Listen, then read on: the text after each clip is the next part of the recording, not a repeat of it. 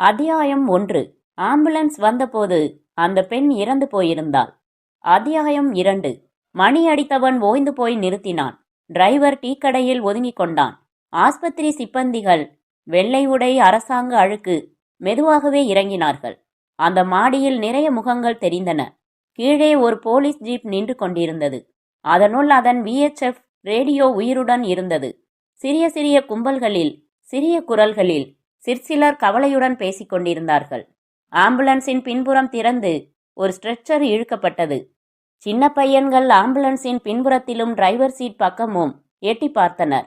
அந்த மாடியறை வாயிற்பக்கம் நோக்கி இருந்தது.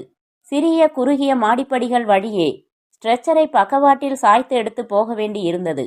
மாடியறை வாசலிலும் பலர் அறைக்குள் எட்டி பார்த்து கொண்டிருந்தார்கள். ஒரு போலீஸ்காரன் அவர்களை லேசாக விரட்டி ஒதுக்க ஸ்ட்ரெச்சரை அனுமதிக்க அந்த அறையின் மற்றொரு கதவையும் திறக்க வேண்டியிருந்தது. திறந்ததில் அறையில் வெளிச்சம் அதிகமாயிற்று. அறையின் மேற்புறத்தில் இருந்த கட்டிலில் அந்த பெண் கிடந்தாள். அவள் வலது கை கட்டிலுக்கு வெளியில் தொங்கிக் கொண்டிருந்தது. சற்று அசௌகரியமான அமைப்பில் இருந்தது. உடல், கழுத்து ஒரு கோணத்தில் சாய்ந்து இருக்க கண்கள் மூடியிருந்தன. நெற்றி கேசத்தின் 2-3 மயிர்கற்றைகள் முகத்தின் குறுக்கே படர்ந்திருந்தன. கழுத்தில் ஒரு சங்கிலி இருந்தது. அவள் இறந்திருந்தாள். ராஜேந்திரன் அந்த அறையை சோதித்துக் கொண்டிருந்தார். சார் என்று அவருக்கு அரை சலாம் அடித்தான் ஆம்புலன்ஸ். வந்தீங்களா என்றார். பாடி எடுத்துட்டு போகணுமா சார் என்று கேட்ட ஆஸ்பத்திரி சிப்பந்தி அந்த அறையில் ஓர் இறந்த உடல் இருப்பதில் கவலையோ ஆர்வமோ அவசரமோ அச்சமோ தெரிவிக்காமல், கேஸ் உண்டா சார் என்றான் சாதாரணமாக. ஆமாப்பா, செத்துட்டாங்களா பாரேன். அவன் அந்த உடலை பார்த்தான். பொம்பளைங்க என்று தலையை ஆட்டினான். ஒரே நீளம் பாத்தியா கோபாலு? என்ன சார் கேஸ்? விஷம் குடிச்சிட்டு இறந்துட்டாப்லையா? அடடா, புட்ரா சித்த. ராஜேந்திரன் அந்த அறையை நிதானமாக பார்த்தார். அறை சுத்தமாகவே இருந்தது. மேஜை, நாற்காலி, இந்திரா காந்தியின் படம், பாலமுருகன் சிரிக்கும் நாட்காட்டி, கான்வகேஷன் உடையில் 4 பெண்மணிகளின் குடும்ப போட்டோ, அலமாரி, அதில் ஒழுங்காக அடுக்கப்பட்ட கோப்பைகள், புத்தகங்கள், ஸ்போர்ட்ஸ் வீக்கிலிருந்து கவாஸ்கரின் கலர்படம், தினசரி இதழ்கள், தமிழ் வார பத்திரிகைகள், மரஸ்டாண்டு ஒன்றில் பெரும்பாலும் ஆழமான வர்ணங்கள் கொண்ட சீராக மடிக்கப்பட்ட புடவைகள், லுங்கிகள், என்னவோ சட்டைகள், பெண்மை. மேஜை மேல் அந்த பெண் தனியாக போட்டோவில் சிரித்து கொண்டிருந்தாள். அதை பார்த்துவிட்டு இறந்திருந்த அந்த உடலை மறுபடி பார்த்தார். மாறுதல். சென்ற சில மணி நேரங்களில் எத்தனை மாறுதல்கள்! இரத்தம் ஓடாது. வெட்கப்பட்டால் சிவப்பாக இனி கன்னத்தில் பாயாது. நரம்புகள் இயங்காது. சிரி என்று மூளை செய்தி சொல்லாது. அவள் சிரிக்க மாட்டாள். தலை லேசாக ஆடிக்கொண்டு உடல் மெதுவாக அறையை விட்டு வெளிப்பட்டது. ராஜேந்திரன் அறைக்குள்ளேயே இருந்தார். போங்கப்பா போங்கப்பா, என்ன வேடிக்கை என்று வெளியில் குரல் கேட்டது. பார்த்து பிடிப்பா, இப்படித்தான் ராயப்பேட்டையில கீழே போட்டுட்ட. அவர்கள் உடலை பின்பற்றி ஓடுகிறார்கள். எத்தனை ஆர்வம்! அந்த புத்தகத்தின் முதல் பக்கத்தை புரட்டினார். ஜோதி, 18/6/71. ஜோதி. அந்த போட்டோவின் சிரிப்பை பார்த்தார். 20 வயதா? எத்தனை உயிர் இந்த போட்டோவில்! எத்தனை இளமை! மேஜையின் இழுப்பறையை திறந்தார். கடிதங்களில் ஒன்றை மேலாக பிரித்தார். 8A, தில்லை நகர், திருச்சி. சிவமயம். சௌபாக்கியவதி ஜோதிக்கு அநேக ஆசீர்வாதங்கள். நீ அனுப்பிய மணி ஆர்டர் வந்து சேர்ந்தது. இப்பவும் நானும் உன் சித்தியும். சித்தி. சார், நாங்க போகட்டுமா? மறுபடி அந்த ஆம்புலன்ஸ் ஆசாமி. ராஜேந்திரன் அறைக்கு வெளியே வந்தார். எதிர்ச்சாரியிலும் ஆம்புலன்ஸ் அருகிலும் எத்தனை பேர்! அந்த இடத்து தினசரி ஸ்தம்பித்திருந்தது. 10 வருஷம் கழித்து கூட பேசுவதற்கு அந்த பெண்களுக்கு விஷயம் கிடைத்து விட்டது. எட்டி எட்டி பார்த்து கொண்டிருந்தார்கள். அரசியல் தலைவர்களையும் அப்படித்தான் பார்க்கிறார்கள். சினிமா நடிகர்களையும் கூட, கடவுள்களையும் கூட. கான்ஸ்டபிள், நீ வண்டியில கூட போ. கல்யாணராமன் கிட்ட சொல்லிடு, நான் பின்ன வரேன். யார்ப்பா டியூட்டியில? டாக்டரா சார்? ஆமா. யாரோ சின்ன பசங்க வராங்க சார். பேர் தெரியறதில்ல. வரேன் சார். ஜோதி. அந்த கான்வகேஷன் போட்டோவை மறுபடி பார்த்தார். இடது ஓரத்தில் ஜோதி இருந்தாள். அவள்தான். அச்சாக மையிட்டு கொண்டு, பெரிய உதடுகள், பெரிய பொட்டு. அந்த சிரிப்பு படத்தில் தெரியவில்லை. பெண்ணே, நீ யார்? அலமாரி புத்தகங்களின் தலைப்புகளை கவனித்தார். டென்னிஸ் ராபின்ஸ், திருக்குறள் தெளிவுரை, sex and the single girl, Khalil Gibran, Mysore பிரதேசத்தின் டூரிஸ்ட் மேப். மைசூர்? கட்டிலின் அருகே அந்த சிறிய சீசாவை பார்த்தார். அதன் மேல் கார்டினால் என்று எழுதியிருந்தது. அது காலியாக இருந்தது. சிறிய எழுத்தில் சிவப்பில், warning, it is dangerous to take this drug without the அத்தியாயம் 3. நிர்மலா, உள்ள வாடி. வீட்டுக்கார அம்மாள் பெண்ணை அதட்டினாள். அம்மா, நீங்க பயப்பட வேணாம். மேல தங்கியிருந்த பொண்ணை பத்தி சில விவரங்கள் சொன்னா போதும். எனக்கு ஒன்றும் தெரியாதுப்பா. அந்த பொண்ணு என்னத்தை தின்னு தொலைச்சதோ என்ன எழவோ அதெல்லாம் நாங்க கண்டுபிடிச்சுக்கிறோம். நான் கேட்கிற கேள்விகளுக்கு மட்டும் பதில் சொன்னா போதும். நாராயணா, இந்த சமயம் பார்த்து இந்த பிராமணர் சோழிங்கபுரத்துக்கு போயிருக்காரு. அந்த அம்மாளின் மூக்கு சிவப்பாக இருந்தது. அதில் வைரம் ஜொலித்தது. அவர் சாயங்காலம் வந்துருவாரே, அவரை கேட்டுக்கங்களேன். ராஜேந்திரன் கோபம் இல்லாமல் ஆனால் சற்று அழுத்தமாக, நான் கேட்குற கேள்விக்கு பதில் சொல்றீங்களா என்றார். எனக்கு ஒண்ணுமே தெரியாதே. அப்படி இல்லம்மா, உங்களுக்கு தெரிஞ்சதைத்தான் நான் கேட்க போறேன். என்னடி இது நிர்மலா, போலீஸ்காரால்கிட்ட மாட்டின்னுட்டோம். ஐயோ அம்மா, அவர் ஒன்றும் பண்ண மாட்டாருமா. நான் வேணா சொல்றேன் சார், நீ சும்மா இரு. இதை பாருமா, நான் யார் தெரியுமா? போலீஸ்காரன். நான் ஒரு போலீஸ் ஆபீசர். உங்களுக்கும் மாடியில அந்த பொண்ணு இறந்து போனதுக்கும் ஏதாவது சம்பந்தம் இருக்கா? இல்லவே இல்ல. அப்ப பயப்படாம சொல்லுங்க. நான் ஏதாவது எழுதிக்கிறேன்னா பாருங்க, பயப்படாதீங்க. ஏண்டாப்பா, உன்னை பார்த்தா என் தம்பி புள்ள லட்சுமணன் மாதிரி இருக்க. எங்களுக்கு கோர்ட்டு கேஸு கீசு இதெல்லாம் கண்டா பயம்பா. பயப்படவே வேண்டாம். அந்த பெண் பெயர் ஜோதி தானே? ஆமா, குடி வச்சிருந்தோம். எங்கேயோ வேலையா இருக்கேன்னாலே. நிர்மலா, அது என்ன கம்பெனிடி? இல்லம்மா, அவ ஒவ்வொரு தடவையும் ஒவ்வொரு கம்பெனி போவா. எத்தனை நாளா குடியிருக்கா? அவருக்கும் பிராமண பாஷை வந்து விட்டது.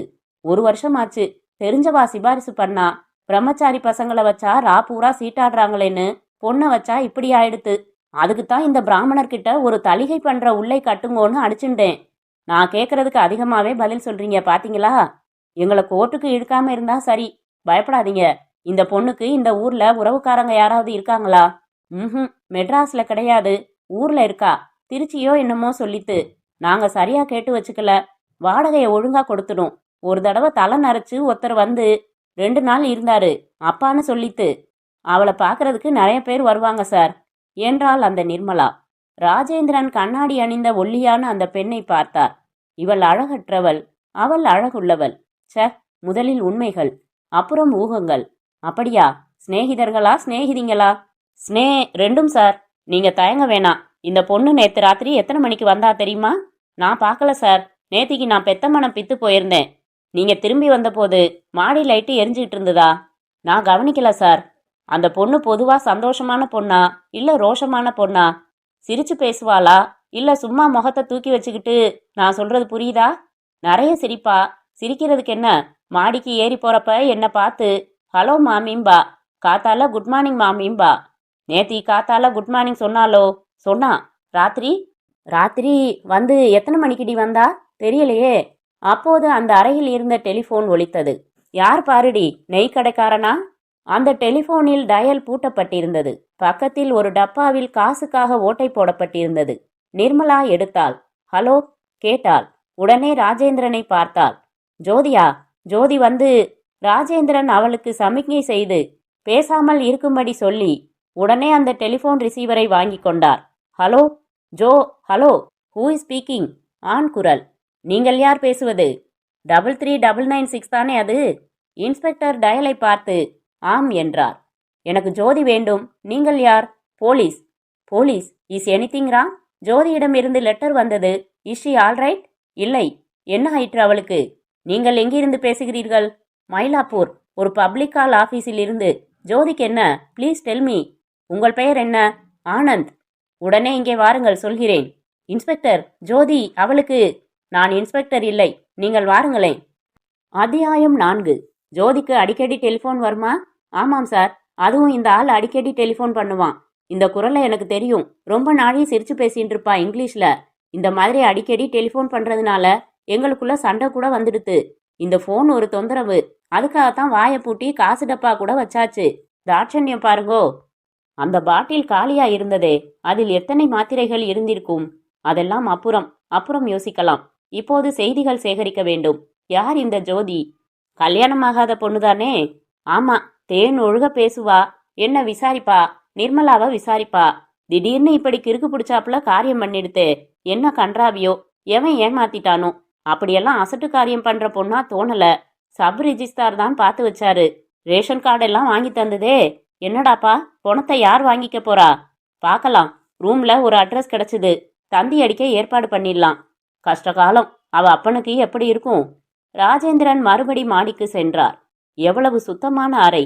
காலண்டரின் தாள் நேற்று வரை கிழிக்கப்பட்டிருக்கிறது. மேஜை மேல் அலமாரியில் பீங்கான் பாத்திரங்களில் ஒரு சிறு தூசி கூட படியவில்லை. டூத்பேஸ்ட் மிகச் சீராக பிதுக்கப்பட்டிருந்தது. எத்தனை அலங்கார சாதனங்கள்! வானவில் வர்ணங்களில் குங்குமங்கள், லோஷன்கள், மேக்கப் சாதனங்கள், ஷாம்பு, அந்த மாத்திரை சீசா. கலீல் ஜிப்ரானின் புத்தகத்தை எடுத்தார். For my one and only Jyothi Anand. Anand. Jawa motor சைக்கிளின் பிரத்யேக சப்தம் கேட்ட ராஜேந்திரன் ஜன்னலுக்கு வெளியே பார்த்தார். அந்த இளைஞன் அவசர அவசரமாக மோட்டார் சைக்கிளை விட்டுவிட்டு மாடிப்பக்கம் பாய்கிறான். உள்ளே நுழைந்ததும் ராஜேந்திரனை பார்த்து திடுக்கிட்டான். வேர் இஸ் ஷீ என்றான். தேடினான். ஆஸ்பத்திரிக்கு எடுத்து போயிருக்காங்க. நீங்க தான் ஃபோன் செஞ்சீங்களா? ஆஸ்பத்திரி? எதற்காக? என்ன ஆயிற்று அவளுக்கு? ஆட்டாப்சிக்கு எடுத்து போயிருக்கிறோம். Oh my god, you mean she is dead? ஆம். இல்லை இல்லை. Jesus, no. அவன் கண்களில் இயற்கையாக ஜலம் ததும்பியது. நான் பயந்தது நடந்துவிட்டது. அவன் இப்போது குழந்தை போல அழுதான். என்ன பயந்தீர்கள்? அவன் தன் பையில் இருந்து கசங்கிய தபால் உரையை எடுத்து கொடுத்தான். இன்று காலை வந்தது. இது வந்தவுடனே டெலிஃபோன் செய்தேன். ஜோதி, ஜோதி. ஏன் ஜோதி? எந்த ஆஸ்பத்திரி சார்? நான் உடனே போகிறேன். அந்த தபால் உரையினுள் இருந்த கடிதத்தை உருவினார். டியர், இந்த கடிதத்தை நீங்கள் படிக்கும்போது நான் உயிருடன் இருக்க மாட்டேன். யாவற்றுக்கும் வந்தனம். என்னை மன்னித்து விடுங்கள். ஜோதி எதனால் இறந்து போனாள்? தூக்க மாத்திரைகள் விழுங்கி இருக்கலாம். ஆஸ்பத்திரியில் தெரிந்துவிடும். நீங்கள் அங்கே போகிறீர்களா? ஆம், நீங்களும் வாருங்கள். அவன் தன் கண்ணீரை மறைக்க கண்ணாடி அணிந்து கொண்டான். அவன் பனியனில் லவ் என்று எழுதியிருந்தது. அவன் பேண்ட் தொள தொள என்று இருந்தது. கழுத்தில் இரும்பு சங்கிலி அணிந்திருந்தான். அவன் முடி சிக்கலாக வாரப்படாமல் பின்னால் நிறைய வளர்த்து வளைந்து இருந்தது. அவனுக்கு 22 வயது இருக்கலாம். கீழே அந்த நிர்மலாவை கூப்பிட்டு, இந்த அட்ரஸுக்கு ஒரு தந்தி கொடுத்துருங்க. மாடியில் அட்ரஸ் கிடைச்சது. செய்கிறோம் சார் என்றாள் நிர்மலா. மேக் லவ் நாட் வார் என்று பெட்ரோல் டேங்கில் எழுதியிருந்த அவன் மோட்டார் சைக்கிள் கிளம்ப மறுத்தது. அத்தியாயம் 5. ராஜேந்திரன் அந்த வீட்டுக்கு எதிரில் இருந்த கடைக்கு சென்றார். எல்லோர் கண்களும் தன்மேல் படர்ந்து தொடர்வதை அவர் உணர்ந்தார். வெற்றிலைப்பாக்கு, இரவில் பசும்பால், பத்திரிகைகள், வாழைப்பழம், ரொட்டி, கமர்கட்டு, பரிசு சீட்டு. அந்த கடைக்காரன் கண்களில் பயத்துடன், வணக்கம் சார் என்றான். ராத்திரி எத்தனை மணி வரைக்கும் கடை திறந்திருப்ப? 11 மணி வரைக்கும் சார். எதிர் வீட்டு மாடியில் அந்த பொண்ணு? தெரியும் சார், நல்ல பொண்ணு. நம்ம கடையில தான் பிரெட்டு வாங்கும். என்ன சார் இப்படி பண்ணிடுச்சு அது? அந்த பொண்ணு நேற்று ராத்திரி எத்தனை மணிக்கு வந்தது பாத்தியா? பார்த்தேன் சார். கார்ல கொண்டு வந்து விட்டுட்டு போனாங்க. சுமார் 10-10:30 மணி இருக்கும். யார் கொண்டு விட்டாங்க? சரியா பார்க்கல சார். ஒரு வயசான ஆள் போல. அதுக்கு முந்தி கூட 2 தடவை கார்ல வந்து இறங்கி இருக்கு. கார் ஞாபகம் இருக்குதா? சரியா தெரியலங்க, மன்னிச்சுக்கங்க. கருப்பு காரா இருக்கலாம். ராத்திரி எல்லா காரும் கருப்பு காரா இருக்கும். அந்த கார்ல ஏதாவது தனியா ஞாபகம் இருக்குதா? பிரத்யேகமா? புரியலிங்க. சரி விடு என்று கிளம்பினார். சார், நீங்க சொல்றது புரியுது, கொஞ்சம் இருங்க. அந்த கார் ஒரு விதமா ஊதுச்சுங்க. ஆரன் இல்ல, ஆரன் அமுக்குறாங்களே, அது ஒரு மாதிரியா சவுண்டா இருந்தது. எல்லா காரையும் போல இல்ல, 2-3 தினசா சத்தம் வந்தது. சரி என்றார். ஆனந்தின் மோட்டார் சைக்கிள் இன்னும் முரண்டு பண்ணி கொண்டிருந்தது. உதைத்து உதைத்து பார்த்தான். ராஜேந்திரன் அவன் அருகில் சென்று, நான் கிளம்ப வேண்டும் என்றார். சாரி சார், நானும் உங்கள் ஜீப்பில் வருகிறேன், இஃப் யூ டோன்ட் மைண்ட் என்றான். ஏறுங்கள். சற்று நேரம் மௌனமாக சென்று பிறகு, ராஜேந்திரன், இந்த கடிதம் அது ஜோதியின் கையெழுத்துதானே? ஆம். அவன் தலை குனிந்து ரேடியோவை வெற்று பார்வை பார்த்து கொண்டிருந்தான். எப்படி தெரியும்? அவள் எனக்கு நிறைய கடிதங்கள் எழுதியிருக்கிறாள். அவை உங்களிடம் இருக்கின்றனவா? வீட்டில் இருக்கிறது. நாங்கள் சந்தித்து கொண்டு 1 மணிக்கு அப்புறம் கூட கடிதம் எழுதி கொண்டோம். Crazy girl, we were madly in love. அவன் கை நடுங்க ஒரு சிகரெட் பற்ற வைத்து கொண்டான். சார், நேற்று மாலை நான் அவளை பார்த்தேன். She was happy. தற்கொலை? ஏன், எதற்காக? அவன் தன் தொடையில் குத்தி கொண்டான். நீங்கள் அவளுடன் பழகி இருக்கிறீர்கள், நீங்கள் சொல்லுங்களேன். அவளை நான் நேற்று பார்த்தேன், பேசினேன். நாங்கள் மைசூர் போவதாக இருந்தோம். டூரிஸ்ட் மேப்பில் மானசீகமாக பிரயாணம் செய்தோம். எப்படி நடந்திருக்கும்? இதற்கு என்ன அர்த்தம்? எவ்வளவு நாட்களாக உங்களுக்கு அவளை தெரியும்? 1 வருஷமாக. உங்களை நீ என்று கூப்பிடுவாளா, நீங்கள் என்று கூப்பிடுவாளா? நீ என்றுதான். அவளை கல்யாணம் செய்து கொள்ள இருந்தேன். தற்கொலை எதற்காக செய்து கொள்ள வேண்டும்? காரணம் வேண்டாம்? காரணம் இருக்கிறதா பார்க்கலாம். பெண் ஒரு ஐஸ்பர்க் போல். இந்த கடிதம் நிச்சயமாக அவள் எழுதியதுதானே? அவள் எழுத்துதான். ராஜேந்திரன் அந்த கடிதத்தின் உரையை பார்த்தார். கே. ஆனந்தராமன் என்று தொடங்கி விலாசம் மட்டும் டைப் அடிக்கப்பட்டிருந்தது. டைப் அடிக்க தெரியுமா அவளுக்கு? தெரியும். கடிதத்தை பிரித்து மறுபடி படித்தார். அத்தியாயம் 6. மார்ச்சுவரியின் ஜில்லிலிருந்து வெளிவந்த அந்த உடலின் முடைகள் தேவைக்கு மட்டும் விலக்கப்பட்டு அதன் வயிற்றில் கத்தியால் கீறிய போது இரத்தம் வரவில்லை. அத்தியாயம் 7. Hello doctor. ஹலோ ராஜேந்திரன். என்ன கேஸா? அந்த இளம்பெண் was dead on arrival, very much dead. அவள் நேற்று இரவு சுமார் 3 மணிக்கு இறந்திருக்க வேண்டும். Rigor mortis. பரிசோதனை முடிந்து விட்டதா? அவர் யார்? போலீஸ் டிபார்ட்மெண்ட்டில் இருந்து உங்களுடன் வருவாரே, கல்யாணராமனா? அவர்தான் எடுத்துக்கொள்ள சொன்னார். ராஜேந்திரன் தன் பையில் இருந்த சீசாவை எடுத்து காட்டினார். ஓஎஸ், பார்பிச்சுரேட் தான் நிறைய விழுங்கி இருக்க வேண்டும். ராத்திரி வாமிட் செய்தாளா தெரியுமா? காலையில் தான் செய்தி வந்தது. இட்ஸ் எ பிட்டி. இந்த மாதிரி ட்ரக் எல்லாம் சுலபமாக எழுதி கொடுத்து விடுகிறார்கள். சின்ன பெண், 20, 21 தான் இருக்கலாம். டாக்டர், அவள் கர்ப்பமுற்று இருந்தாளா? இல்லை, நிச்சயம் இல்லை. வேறு ஏதாவது காரணம் தேடுங்கள். ரிப்போர்ட்டை கல்யாணராமனிடம் கொடுத்திருக்கிறேன். ஸ்கோர் தெரியுமா உங்களுக்கு? 300 ஃபார் 4. ஃப்ளட்சரும் கிரேகும் நாராக கிழிக்கிறார்கள். மன்னிக்கவும், நான் போக வேண்டும் கசாப்பு கடைக்கு. மற்றொரு பாடி காத்திருக்கிறது. ஆனந்த் ஒரு ஓரத்தில் பிரமித்து உட்கார்ந்திருந்தான். சார், நான் அவளை பார்க்க வேண்டும். அவள் முகத்தை பார்க்க வேண்டும். அவளை கேட்க வேண்டும். ஜோதி, ஏன் இப்படி செய்தாய்? எதற்காக? நீங்கள் அதை தாங்கிக் கொள்வீர்களா? நான் அவளை நிச்சயம் பார்க்க வேண்டும். அவளை என்கிறான். அவன் பார்க்க போவது அதை. ராஜேந்திரனின் இதயம் அவனுக்காக இறங்கியது. சரி, வாருங்கள். மிகச் சுத்தமாக வெண்சதுர கற்கள் அமைத்து குளுமையாக இருந்தது அந்த இடம். ஏர் கண்டிஷன் பேஸ்மெண்டில் இருந்ததால் அதிக உயரம் இல்லாமல் நீளமாக இருந்த காரிடார் போல் அதன் இரு பக்கங்களிலும் சக்கரங்களில் உருளக்கூடிய சிறு சிறு கதவுகள். அட்டெண்டரின் தலை குல்லாயில் ஆஸ்பத்திரியின் இனிஷியல்கள் தெரிந்தன. நிறைய இருக்கு சார். எதுன்னு தேடுறது? பொண்ணுப்பா, 20 வயசு பொண்ணு. பொண்ணா? இன்னைக்கு வந்த கேஸா? ஆம். இருங்க, எடுத்துட்டு போறீங்களா? இப்ப இல்லப்பா, சீக்கிரம் எடுத்துட்டு போங்க, இடம் இல்ல. கிர்ரு என்று சத்தமிட்டு கதவு திறந்தது. ப்ளீஸ் ப்ளீஸ் ப்ளீஸ், மூடிவிடப்பா, மூடிவிடு. ஜோதி, ஜோதி. ஆனந்த் அப்படியே குத்திட்டு உட்கார்ந்து கொண்டு மிக அழுதான். அத்தியாயம் 8. இன்குவெஸ்டுக்கு ஏற்பாடு பண்ணிவிடலாம் சார் என்றார் கல்யாணராமன். செய்யுங்க, தற்கொலைதானே? ராஜேந்திரன் யோசித்தார். அவர் மனதில் ஏன் ஏன் என்ற ஆனந்தின் கேள்வி எதிரொலித்தது. பார்ச்சுபிரேட் விழுங்கி இருக்கிறாள். தற்கொலை பண்ணி கொள்வதாக கடிதம் எழுதியிருக்கிறாள். Clear case sir. அந்த லெட்டரை காட்டிவிடலாம். But why? யார் இந்த ஆள்? பத்திரிகை ஆசாமி சார். ஆஸ்பத்திரியிலே கேஷுவாலிட்டியிலே சுத்துவான். செய்தி வேணுமாம். சார், இந்த பரிதாப சாவு தற்கொலையினால் தானே என்றான் அந்த நிருபர். பஸ் டிக்கெட் ஒன்றில் எழுதி கொள்ள தயாராக இருந்தான். ராஜேந்திரன் அவனை முறைத்து பார்த்தார். உங்களுக்கெல்லாம் பரிதாப சாவு எப்போ வரும் என்று கேட்க நினைத்தார். கல்யாணராமன், இன்குவெஸ்டுக்கு ஆள் சேருங்க. நான் 1 மணியில திரும்பி வரேன். மிஸ்டர் ஆனந்த், வாங்க. ஆஸ்பத்திரிக்கு வெளியே காலி பாட்டில்களை பரப்பி பலர் விற்று கொண்டிருந்தார்கள். எல்லோரும் எல்லா திசையிலும் நடந்து கொண்டிருந்தார்கள். ஒரு நர்ஸ் மலையாளத்தில் மற்றொருத்தியுடன் சிரித்து கொண்டிருந்தாள். எதிரே நடந்து ஒரு காபி ஹோட்டலில் நுழைந்தார். அவரை பார்த்ததும் முதலாளி நிமிர்ந்து வாங்கோ என்றார். டேய் பையா, டேய் சார கவனி. 2 காப்பியா? ஆனந்த் பார்க்காமல் உட்கார்ந்திருந்தான், குருடன் போல். Tell me about you. என்ன? அவள் என்ன செய்து கொண்டிருந்தாள்? ஏதாவது வேலைக்கு சென்று கொண்டிருந்தாளா? சமீபத்தில் இல்லை. ஒரு விளம்பர கம்பெனியில் இருந்தாள். டைபிஸ்டாகவோ எதுவோ விட்டுவிட்டாள். அப்புறம் ஏதேதோ பார்ட் டைம் வேலைகள் செய்து கொண்டிருந்தாள். அவளுக்கு ஒரே சமயத்தில் எத்தனை கற்றுக்கொள்ள ஆசை. பரதநாட்டியம், கதக், ஆர்ட் என்பாள், வீணை என்பாள், ஈகே பானா, பிரெஞ்சு என்பாள், யோகா என்பாள். நேற்று எப்போது அவளை கடைசியாக பார்த்தீர்கள்? மாலை 6 மணிக்கு. யூசி, நான் அவளை கல்யாணம் செய்து கொள்ள இருந்தேன். நாங்கள் நேற்று எங்கள் திருமணத்தை பற்றி பேசிக் கொண்டிருந்தோம். Registrar of marriage office எங்கிருக்கிறது?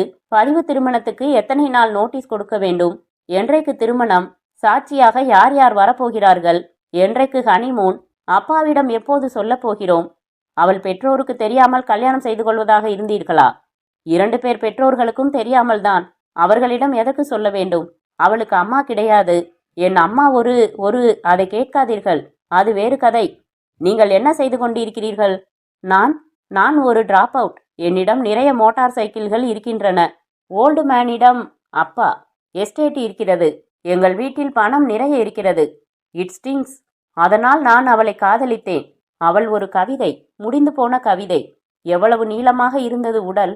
It was not Jyothi. Something else. அவன் சிகரெட்டை அணைக்காமல் அதிலிருந்து மற்றொரு சிகரெட்டை பற்ற வைத்து கொண்டான். காஃபியை குடிக்கவில்லை. எதற்காக? ஏன்? அதுதான் புரியவில்லை. ஏதாவது காரணம் இருக்க வேண்டாம்? நேற்று சிரித்தாள். கல்யாணத்தின் போது என்ன சாரி உடுத்திக்கொள்ளப் போகிறேன் என்று கூட சொன்னாள். சமைத்துப்பார் புஸ்தகம் வாங்கினாள். எனக்கு விலை உயர்ந்த கஃப் பட்டன் வாங்கினாள். என் தலைமுடியை 1 இன்ச்சு அவளே வெட்டப்போவதாக சொன்னாள். நான் ஷர்ட் அணிய வேண்டும். பையில் ஜே என்று இனிஷியல் வைத்த கைக்குட்டை வைத்துக் கொள்ள வேண்டும். தினம் தினம் ஷேவ் பண்ணிக்கொள்ள வேண்டும். She is gone. நேற்று அவளை எங்கே சந்தித்தீர்கள்? மவுண்ட் ரோட்டில் ரெஸ்டாரண்டில். சந்தோஷமாக இருந்தாளா? சந்தோஷமாகத்தான் இருந்தாள். அவளுக்கு சாதாரணமாகவே சிரிக்காமல் பேச தெரியாது. எல்லோருடனும் சுலபமாக பேசுவாள். எனக்கு அவள் பேசுகிற விஷயங்களில் பாதி தெரியாது. சார்த்தார் என்பாள், டைலன் தாமஸ் என்பாள். திடீரென்று ஒரு நிமிஷம் மௌனமாக இருப்பாள். எதற்கென்று கேட்டால், நிகரகுவாவில் பூகம்பத்தில் இறந்தவர்களுக்கு என்பாள். நாங்கள் சிரிக்காமல் ஒருவரை ஒருவர் கண்ணுக்கு நேராக பார்த்து கொள்வோம். யார் முதலில் சிரிக்கிறார்களோ அவர் தோற்று போக வேண்டும். எப்போதும் அவள்தான் தோற்று போவாள். பேசாமல் அவளால் இருக்கவே முடியாது. நேற்று உங்களிடம் பேசிவிட்டு அவள் நேராக வீட்டுக்கு சென்றாளா? இல்லை, ஜனார்த்தனனை பார்க்க சென்றாள்.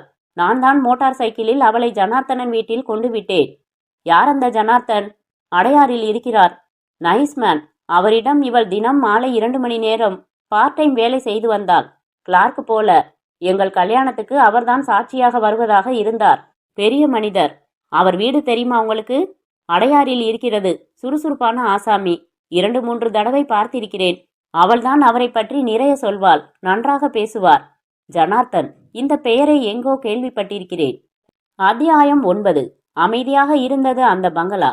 அகலமான போர்ட்டிகோ, 2 கார் நிற்கும் அளவுக்கு வரவேற்புக்காக தாழ்வாரம், அதில் பிரம்பு நாற்காலிகள், நடுவே தலை மட்டும் முழுதாக இருக்கும் புலித்தோல், மேலே உயர்ந்த சட்டம் போட்டு ஒரு போட்டோ மாட்டி இருந்தது. பாரத பிரதமருடன் ஒரு பிரமுகர் பேசிக் கொண்டிருந்தார். இடது பக்கம் தெரிந்த ஆபீஸ் அறையின் கதவின் பாதி தடுப்பின் கீழ் கவுன் அணிந்த பெண்ணின் பளிச்சென்ற வெண்மையான கால்கள் தெரிந்தன. மெலிதாக டைப் அடிக்கும் ஒலி கேட்டது. ஆர் ஜனார்த்தன் இன் என்று பித்தளை பளபளத்தது. ராஜேந்திரன் நின்று கொண்டிருந்தார். வெகு தூரத்தில் கடலின் அலைகள் கேட்கும் அளவுக்கு மௌனம். ப்ளீஸ் கமின் சார் என்று இனிய குரல். உள்ளே நுழைந்ததும் முக்கியமான அரசியல் தலைவர்களுடன் எல்லாம் அந்த பிரமுகரின் போட்டோவை கவனித்தார். மரப்படிகளின் குமிழ் பாலிஷ் செய்து பிரகாசித்தது. வீடே பளபளத்தது. அவர் இறங்கி வந்தார். 50 வயது இருக்கலாம். தலையில் நரை தெரியவில்லை. சாயமாக இருக்கலாம். வில் போன்ற உடம்பு, அனாவசிய சதை இல்லாத உடம்பு, மிக மெல்லிய உதடுகள். சிரித்தபோது அத்தனை ஒழுங்காக அழகாக அவர் பல்வரிசை இருந்தது. உட்காருங்கள். கூர்மையான கண்கள். உங்களுக்கு சிரமம் தருவதற்கு மன்னிக்கவும். என் பெயர் ராஜேந்திரன், போலீஸ் ஆபீசர். அவர் உடைகளில் உயர்தர எளிமை தெரிந்தது. அவரிடம் மெதுவான வாசனை இருந்தது. மேல்நாட்டு வாசனை. போலீஸ் ஐபிஎஸ்ஸா? ஆம். மெட்ராஸ் ஸ்டேட்டுக்கு எதுக்கு ஆட் பண்ணீங்க? ராஜேந்திரன் புன்னகைத்தார். எனக்கு கமிஷனரை தெரியும். அப்படியா? What will you have? Whisky? Oh no, நான் டியூட்டியில் குடிப்பதில்லை. டியூட்டியில் வந்திருக்கிறீர்களா? உட்காருங்களேன். 2 தடவை சொல்ல வேண்டுமா? உட்கார்ந்தார். டெலிபோன் மணி அடித்தது. யாரோ எடுத்தார்கள், பேசினார்கள், வைத்தார்கள். என்ன விஷயம்? ஜோதி என்று ஒரு பெண் உங்களிடம் பார்ட் டைமாக வேலை செய்து கொண்டிருந்தாளே. ஜோதி? ஜோதி, வெயிட் அ மினிட். தெரியும். நேற்று கூட வந்திருந்தாளே. அவள் இறந்து விட்டாள். வாட்? தற்கொலை செய்து கொண்டு விட்டாள். சூசைட்? Don't tell me. நான் நேற்று அவளை பார்த்தேன். நேற்று மாலை. தற்கொலையா? என்ன விபரீதம்! சச்ச. அவள் எத்தனை மணிக்கு இங்கு வந்தாள்? சுமார் 6 மணி இருக்கும். Anything unusual? எப்போதும் போல்தான் இருந்தால். சில காகிதங்கள் டைப் அடித்தாள். ராமாமிர்தம், ராமாமிர்தம். பணிவுடன் ஒரு ஆள் வந்து ஐயா என்றார். பேங்குக்கு போயிட்டு வந்துடுறேன். கார் இருக்கா? இல்ல, வெளியே போயிருக்கியா? நீ டாக்ஸியில போயிட்டு வந்துடு. சாரி, என்ன கேட்டீங்க? எத்தனை மணிக்கு அவள் அங்கிருந்து போனாள்? யோசித்தார். சுமார் 7-7:30 போயிருப்பாள். அதிகம் வேலை இல்லை. அனுப்பிவிட்டேன். Silly girl. இங்கிருந்து அவள் எங்கே போனாள் என்று தெரியுமா? நான் கேட்கவில்லை. நான் கிளார்க்குகளுடன் அதிகம் பேசுவதில்லை. This Jyothi is a good girl. அவள் கூட அடுத்த மாதம் காதல் கல்யாணம் செய்து கொள்ளப் போவதாக சொன்னாள். Rich boy. கிருஷ்ணான்னு காஃபி எஸ்டேட் ஓனருடைய பையன். என்னை சாட்சியாக ரிஜிஸ்டர் ஆபீஸ்க்கு கூப்பிட்டிருந்தாள். ஆம். By the way, why suicide? நீங்கள் ஏதாவது சந்தேகிக்கிறீர்களா? இது காரணமில்லாத தற்கொலையாக இருக்கிறது. என் அனுபவத்தில் தற்கொலைக்கு பின்னணியாக அதீதமான சோகத்தை பார்த்திருக்கிறேன். தெரிந்தவர்கள், பழகியவர்கள் யாரை விசாரித்தாலும் அவள் நேற்று மாலை வரை சாதாரணமாக, இயல்பாக, ஏன் சந்தோஷமாக இருந்திருக்கிறாள் என்பது தெரிகிறது. திடீரென்று தன்னை எதற்கு அழைத்து கொண்டிருக்கிறாள் என்பது புரியவில்லை. பெண்கள் என்றார். தூக்க மாத்திரைகளை விழுங்கிவிட்டாள். அடடா, ரொம்ப நல்ல பெண். அப்படித்தான் எல்லோரும் சொல்கிறார்கள். 7, 7:30 மணிக்கு இங்கிருந்து சென்றாளா? உங்கள் காரில் கொண்டு விட்டீர்களா? இல்லை. வாட் அ பிட்டி. உங்களிடம் அவள் என்ன வேலை செய்து கொண்டிருந்தாள்? சொன்னேனே, கிளார்க் போல. டைப்பிங், கொஞ்சம் மொழிபெயர்ப்பு செய்வாள். எனக்கு விதவிதமான இன்ட்ரெஸ்ட். ராஜேந்திரன் நிமிர்ந்து அந்த போட்டோக்களை பார்த்தார். நான் ஒரு விதமான சமூக சேவகன். லயன்ஸ் கிளப், இந்த சொசைட்டி, அந்த சொசைட்டி, இப்படி. அப்படியா? அதுதான் உங்கள் முகம் எனக்கு பரிச்சயமான முகமாக இருக்கிறது. It's all in the game. ஏன் அப்படி பார்க்கிறீர்கள்? இல்லை சார், உங்கள் முகத்தை நான் வேறு ஏதோ சூழ்நிலையில் பார்த்திருக்கிறேன். உங்கள் புகைப்படத்தை எங்கே? ஓ, அதுவா? அது வேறு வாழ்க்கை. நான் எழுதுவேன், புத்தகங்கள் எழுதுவேன். ஓ எஸ், தமிழில் எழுதுவீர்கள் இல்லை? உங்கள் மொழிபெயர்ப்பு கூட வீக்லியில் வந்திருக்கிறது, புகைப்படத்துடன். நல்ல ஞாபக சக்தி. நீங்கள் ஒரு நல்ல போலீஸ் ஆபீசர். எவ்வளவு புத்தகங்கள் எழுதியிருக்கிறீர்கள்? நிறைய. நாவல், சிறுகதை, பிரயாணம். ரொம்ப சந்தோஷம் சார். நீங்கள் நான் சந்திக்கும் 2வது எழுத்தாளர். 2வது என்றால் எனக்கு பிடிக்காது. Who is the first? Sujatha. On that Crazy சாப். எனக்கு அவரை தெரியும். நான் உங்கள் லெவலில் ஒரு போலீஸ் ஆபீசரை இதுவரை சந்தித்ததில்லை. நான் பார்த்ததெல்லாம் கமிஷனர், ஐஜி, இப்படித்தான். நீங்கள் இவ்வளவு அக்கறையுடன் ஒரு கேஸை எடுத்துக்கொண்டு விசாரிப்பது எனக்கு திருப்தி தருகிறது. I wish you luck. வந்தனம். சிரமத்துக்கு மன்னிக்கவும். இருங்கள், காஃபி கொண்டு வர சொல்கிறேன். முந்தா நாள் தான் ஐஜியுடன் பேசிக்கொண்டிருந்தேன். மறுபடி இவனை தெரியும், அவனை தெரியும் என்று பயம் காட்டுகிறான். உங்கள் கதைகளில் சிலவற்றை படித்திருக்கிறேன். உங்களுக்கு பிடித்திருந்ததா? அன்கன்வென்ஷனல். எந்த விதத்தில்? சில ஆசாமிகள் சட்டத்துக்கும் சமூக நியதிகளுக்கும் அப்பாற்பட்டவர்கள் என்று ஒரு தடவை எழுதியிருந்ததாக ஞாபகம். நான் நீட்சேயின் சிஷ்யன். நீட்சேயின் கருத்துக்களே 2ஆம் உலகப் போருக்கு அடிப்படையான காரணம் என்று சொல்வார்கள். எல்லா புரட்சிகளுக்கும் ஒரு தனி மனிதனின் கருத்துகள் தான் காரணமாக இருக்கும். Voltaire, Rousseau, marks. காஃபி வந்தது. அதை சூட்டோடு குடித்தார். இது 3வது. இனி காஃபி கூடாது. Ulcer and all that. இன்றைக்கு வாழுங்கள். உங்களுக்கு அல்சர் வருவதற்குள் இந்த உலகம் வாழ லாயக்கில்லாத இடமாகி விடலாம். அதற்குள் அல்சர் வந்து விடலாம். வாசலில் ஒரு காரின் ஹாரன் கேட்டது. கார் கதவு மூடும் சத்தம் கேட்டது. வெள்ளை சீரணி அணிந்த ஒரு டிரைவர் மரியாதையுடன் உள்ளே வந்து ஜனார்த்தனையே பார்த்து கொண்டு ஓரமாக நின்றான். இருப்பா, வெளியில போகணும். உங்கள் காரா சார்? என்றார் ராஜேந்திரன். ஆம் என்றார். ராஜேந்திரன் மனத்தில் மிக வேகமாக எண்ணங்கள் ஓடின. அந்த காரின் ஹாரன் மறுபடி அவர் மனத்தில் ஒலித்தது. இரட்டை ஸ்ருதி படைத்த வினோதமான ஹாரன். ஹாரன் புது மாதிரியாக இருக்கிறது. மெட்ராஸ்லே இது மாதிரி ஒன்றுதான் இருக்கு. ஜெர்மனியிலிருந்து வரவழைத்தேன். அந்த கார் ஒரு விதமா ஊதுச்சுங்க. ஹாரன் இல்ல, ஆரன் அமுக்குறாங்களே, அது ஒரு மாதிரியா சவுண்டு இருந்தது. எல்லா காரையும் போல இல்ல. 2-3 தினசா சத்தம் வந்தது. அப்ப என்று ஆரம்பித்து நிறுத்தினார் ஜனார்த்தன். இன்னும் ஒரே ஒரு கேள்வி என்றார் ராஜேந்திரன். என்ன? நீங்கள் என்னிடம் பொய் சொன்னீர்கள்.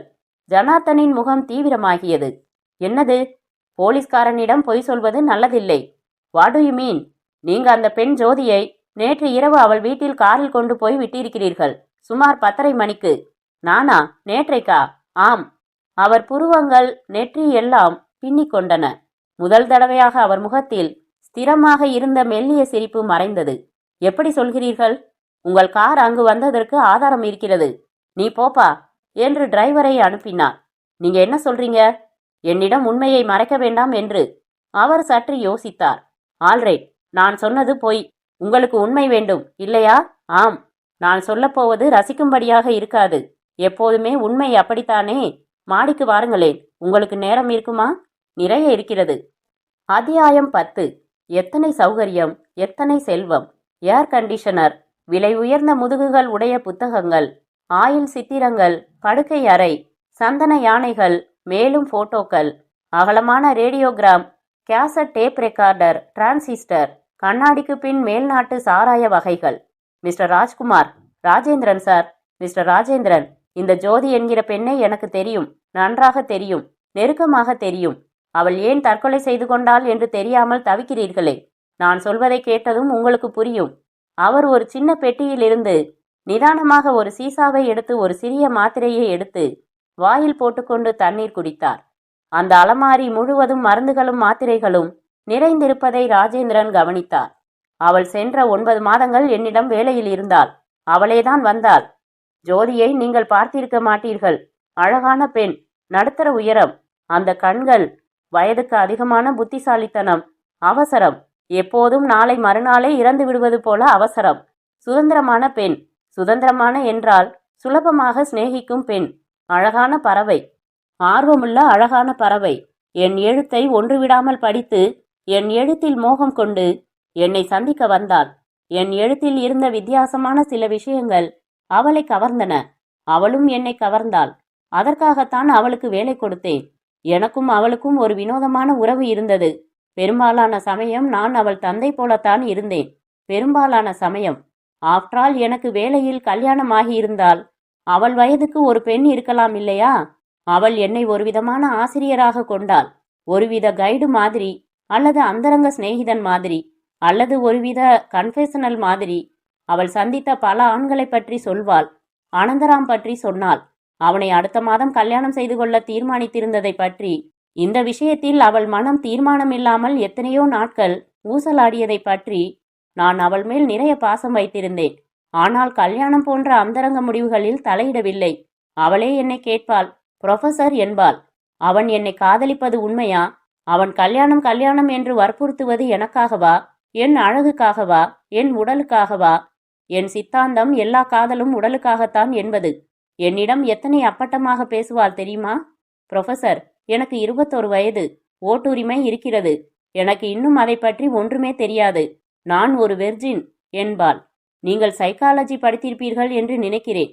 அவளுடைய அப்பன் 2ஆம் கல்யாணம் செய்து கொண்டு இவளிடம் பணம் கேட்டு எழுதும் கோழை. அவள் சித்தி எல்லோருடனும் சிரித்து பேசுவாளாம். அவள் தந்தை அதை பார்த்து கொண்டிருப்பாராம். அவள் மனத்தில் தந்தை வடிவம், ஆதர்சமான தந்தை வடிவம் ஏற்படவே இல்லை. அவள் மனத்தில் ஆதர்ச தந்தை, அன்பு, கருணை எல்லாம் கொண்டவராக இருக்க வேண்டும். பிலாசபி படித்திருக்க வேண்டும். கலை பற்றி பேச வேண்டும். சற்று வித்தியாசமாக எழுத தெரிந்திருக்க வேண்டும் என்றெல்லாம் எதிர்பார்த்தாலோ என்னவோ.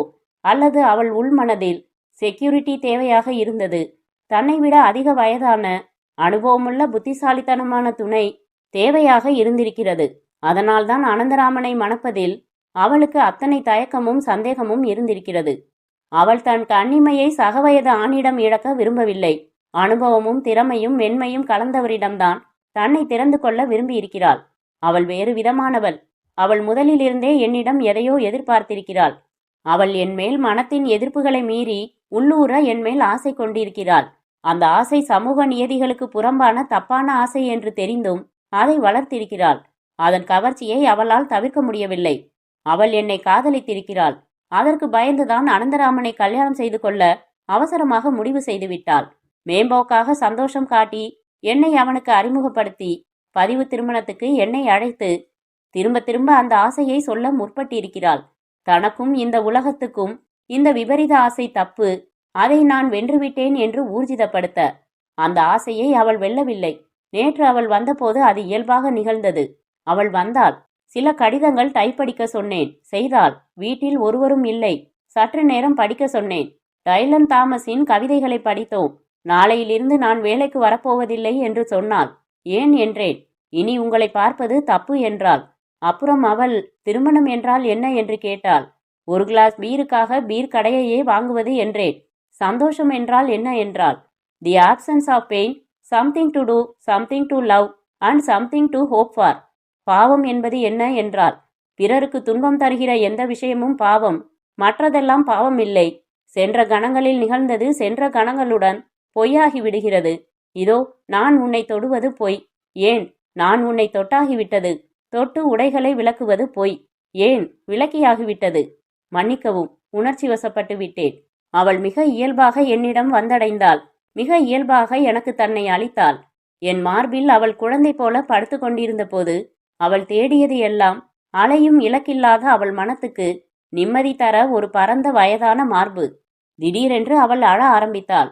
தான் செய்தது தப்பு என்கிற எண்ணம் மறுபடி அவளை ஆக்கிரமித்து கொண்டிருக்க வேண்டும். மிகவும் அழுதாள். நான் பேச்சில் அவளை சமாதானப்படுத்தவில்லை. அவளை சற்று நேரம் அழ அனுமதித்தேன். அவள் விசும்பல்கள் மெதுவாக தணிந்தது. புடவை உடுத்திக்கொள், நான் உன்னை அறையில் கொண்டு விட்டு விடுகிறேன் என்றேன். என்னுடன் பேசவே இல்லை. இயந்திரம் போல என்னுடன் வந்தாள். அவளை நான் அறையில் விட்டுவிட்டு வந்தேன். அவளாக என்னிடம் வந்தாள். அவளே இதில் தப்பில்லை என்று ஒப்புக்கொண்டாள். ஆனால் இம்மாதிரி செய்வாள் என்று நான் எதிர்பார்க்கவில்லை. மிகச் சிறிய இந்த குற்றத்துக்காக, குற்றம் கூட இல்லை, ஒருவிதமான ஆர்வத் தணிப்பு, சுதந்திரமான பரிசோதனை, இதற்காக வருத்தப்பட்டு தன்னிரக்கத்தில் தற்கொலை செய்து கொள்வாள் என்று சச்ச. ராஜேந்திரன் யோசித்தார். இது குற்றமில்லை என்கிறீர்களா நீங்கள்? எது? அவள் என்னிடம் வந்ததா என்றார் கோபத்துடன். இல்லை, வந்த பின் நடந்தது. ஒரு கல்யாணமாகாத பெண்ணுடன் உடலுறவு கொண்டது. அதில் தப்பு தப்பில்லை என்பதை பற்றி எனக்கு அக்கறை இல்லை. ரேப் என்பது குற்றம்தான். இது சம்மதத்துடன் நிகழ்ந்த விஷயம். In fact she induced me. Rajendran மௌனமானார். சாரி, இதுதான் நிஜம், கசப்பான நிஜம். அதனால்தான் நான் இதை முதலில் உங்களிடம் சொல்லவில்லை. இறந்து போனவர்களை அவமானப்படுத்துவதாக ஆகிவிடுமே என்று கவலைப்பட்டேன். ஆனால் நீங்கள் நான் பொய் சொல்கிறேன் என்று நிரூபித்தவுடன் சந்தேகங்கள் தெளிவாவதற்கு உங்களிடம் உண்மையை உரைக்க வேண்டியதாகிவிட்டது. I am sorry. அவள் அப்படிப்பட்ட பெண். வேறு ஏதாவது தெரிய வேண்டியிருக்கிறதா உங்களுக்கு? ராஜேந்திரன் இல்லை சார் என்றார். இப்போது உங்களுக்கு அந்த தற்கொலையின் அர்த்தம் புரிகிறதா?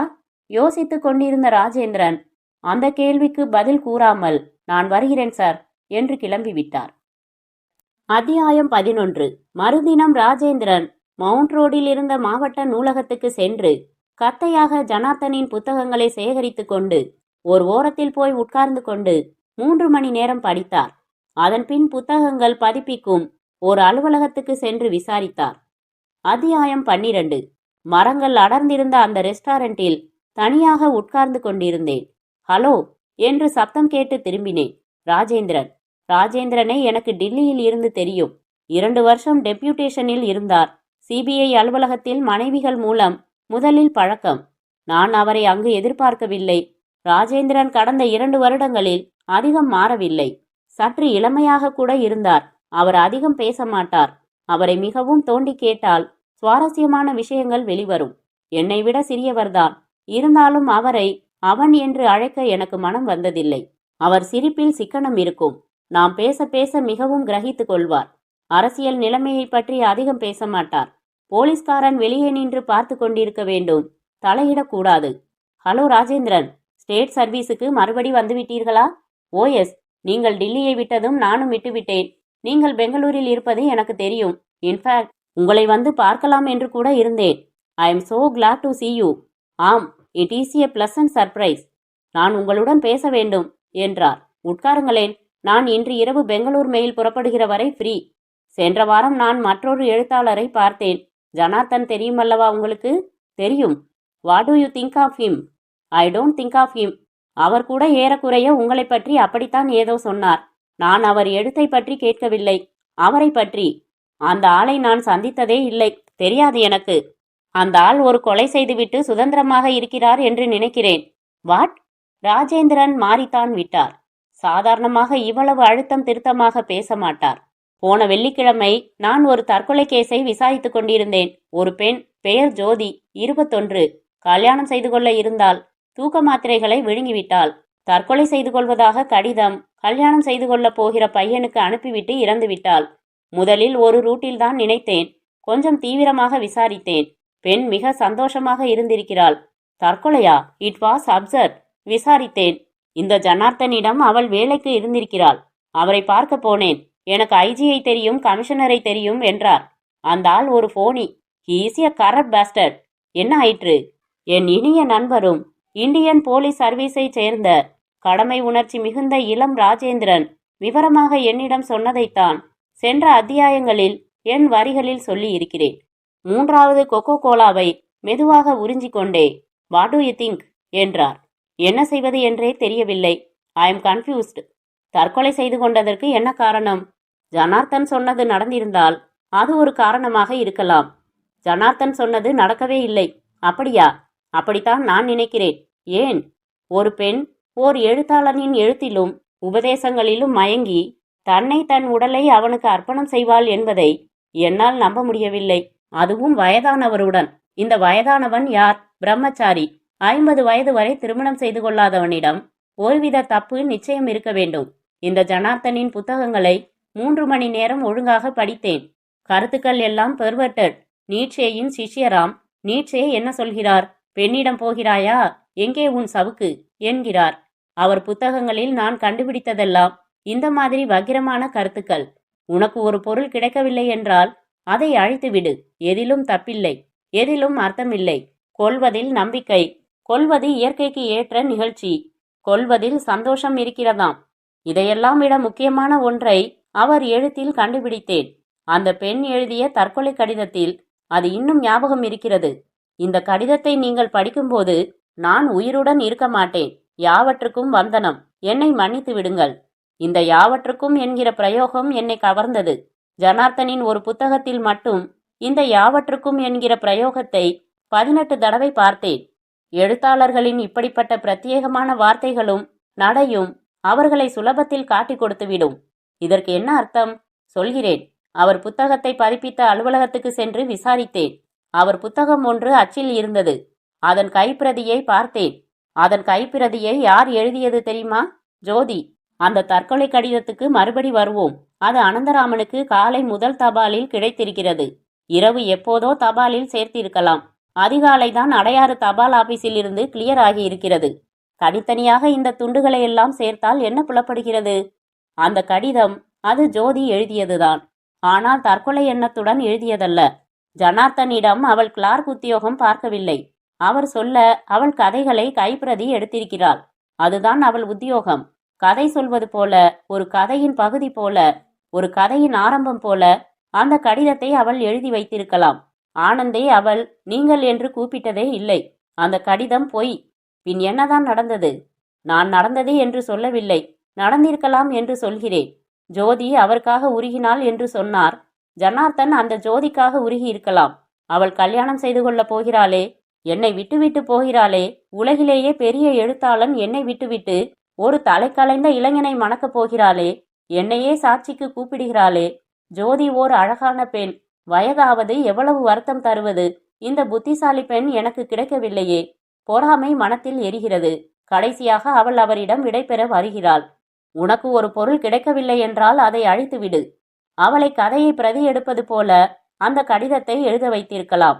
அவளுடன் பேசிக்கொண்டிருந்து விட்டு அவள் கிளம்பும் முன் அவளுக்கு காஃபி தருவது போல அல்லது ஓவல்டீன் தருவது போல அந்த மாத்திரைகளை கலந்து கொடுத்திருக்கலாம். 10 சிறிய மாத்திரைகள் போதுமே.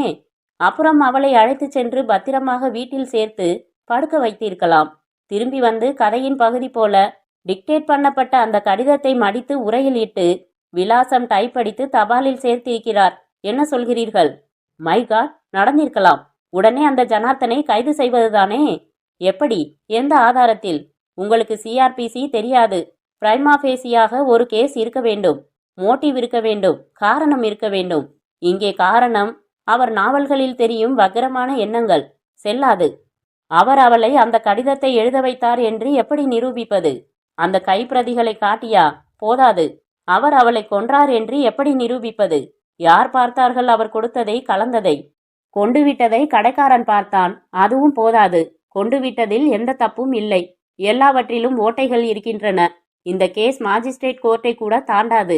மற்றொரு விஷயம் ராஜேந்திரன், இது முழுவதும் உங்கள் ஊகங்களில் இருந்து அமைக்கப்பட்டதில்லையா? அப்படி நடந்திருக்கலாம், இப்படி நடந்திருக்கலாம் என்று நீங்கள் நினைக்கும் ஒரு விதமான எக்ஸ்பிளனேஷன். இது முழுவதும் சப்ஜெக்டிவ் இல்லையா? உண்மைதான். நீங்கள் சொல்லும் விதத்தில் அந்த வகையில் அந்த நிகழ்ச்சி நடந்திருப்பதற்கு வன்மையான ஆதாரங்கள் இருக்கின்றன. இதையே வேறு முறையில் நினைத்து பார்த்தால் ஜனார்த்தன் சொல்வது உண்மையாக இருப்பதற்கு பாதிக்கு பாதி சான்ஸ் இருக்கிறதல்லவா? மனித மனம் விசித்திரமானது. ஒரு பெண் அவ்வாறு ஒரு வயதான ஆசாமியுடன் உறவு கொள்ள நினைப்பது முழுவதும் சாத்தியமில்லாமல் இல்லை. மேலும் யாவற்றுக்கும் என்ற பிரயோகம் ஜோதிக்கு ஜனார்த்தனின் புத்தகங்களை அடிக்கடி படித்ததால் பழக்கமாகி இருக்கலாம் அல்லவா? ஆகவே ஜனார்த்தன் சொன்னது நடந்திருப்பதற்கும் அதன் பின் அதன் தன்னிறக்கத்தில் கடிதத்தை எழுதி தபாலில் சேர்த்துவிட்டு தற்கொலை செய்து கொள்வதற்கும் அல்லது நீங்கள் சொன்னவாறு நடந்ததற்கும் சமமான சாத்தியம் இருக்கிறது என்று சொல்லலாமா? ராஜேந்திரன் யோசித்தார். ஆம், சமமான சாத்தியம்தான். நான் போலீஸ் ஆபீசர். என் கடமைகளில் ஒன்று சந்தேகிப்பது, மந்திரிகள் வந்தால் சாலையை பாதுகாப்பது, டெஸ்ட் மேட்சில் கூட்டங்களை ஒழுங்குபடுத்துவது, திருடர்களையும் ஜேப்படிக்காரர்களையும் கள்ள கடத்தல்காரர்களையும் பெண்களை வைத்து வியாபாரம் செய்பவர்களையும் திருட்டு டிக்கெட் விற்பவர்களையும். ஜனார்த்தன் போன்ற பெரிய மனிதர், பாரத பிரதமருடன் படம் எடுத்துக்கொண்டவர், எழுத்தாளர், சமூக சேவகர், சூப்பர்மேன், ஐஜியை தெரிந்தவர், கமிஷனருடன் அளவலாவுபவர், எல்லோரையும் சந்தேகிப்பது என் கடமையின் அம்சம். ஆனால் என் மனத்தில் சமாதானம் இல்லை. சந்தேகம் விலகவில்லை. அந்த ஜனார்த்தனை, அவர் பிரமுகத்தனத்தை எல்லாம் உதிர்த்துவிட்டு தனியாக என்னிடம் சில மணி நேரங்கள் விட்டால் போதும். I want to beat the hell out of him. கூடாது, முடியாது. உரிமைகள், ஹேபியஸ் கார்பஸ். இத்தனை நேரம் பொறுமையாக இருந்து கேட்டுக்கொண்டிருந்ததற்கு வந்தனம். பெங்களூர் வந்தால் பார்க்கிறேன். Good night. வருகிறேன். ராஜேந்திரன் மெதுவாக கிளம்பி சென்றதை நான் கவனிக்கவில்லை. நான் சிந்தித்துக் கொண்டிருக்கிறேன். என்னதான் நடந்தது? முற்றும்.